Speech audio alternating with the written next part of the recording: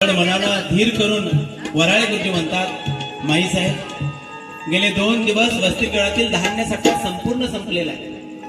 गेल्या 2 दिवसापासून मुलांच्या पोटात अन्नाचा कणही नाही. या प्रश्नानं माता रमाईचं हृदय पिळवटून येतं. ती तडक वसतिगृहाच्या दिशेनं चालू लागते. वसतिगृहातील धान्य साठ्यात जाऊन पाहते, पोटारा सतार उघडी असतात.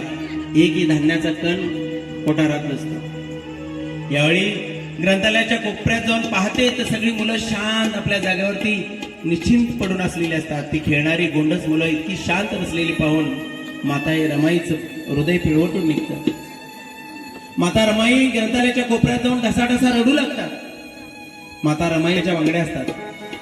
बाबासाहेब बॅरिस्टर पदवी घेऊन ज्यावेळी भारतात परत येतात तेव्हा मुंबईच्या विधी कॉलेजचे प्राचार्य म्हणून काही काळ काम पाहतात.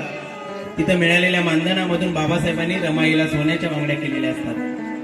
माता रमाई क्षणाचाही विलंब न करता दोन्ही हातात त्या सोन्याच्या वांगड्या घेते आणि रावसाहेबांच्या हातात देऊन म्हणत, रावसाहेब या सोन्याचं काडीमोड करा आणि मुलांच्या खाण्याची व्यवस्था करा, अन्नाची व्यवस्था करा. रावसाहेब दचकतात. माता माईसाहेब हे कसं शक्य आहे? पण माता रमाईचा तो आदेश होता. वराळे गुरुजी नकार करू शकत नाही आणि मग मुलांच्या अन्नाची व्यवस्था होते. रमाई बाबासाहेबांच्या पेनातली शाही झाली.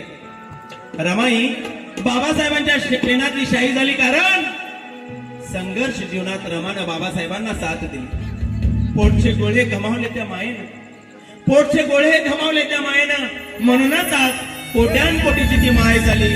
कोट्यानकोटीची ती माय झाली. त्याच न्यायमूर्ती माता रमाईच्या चरणी सप्रेम सादर करीत आहोत रमाई गीत.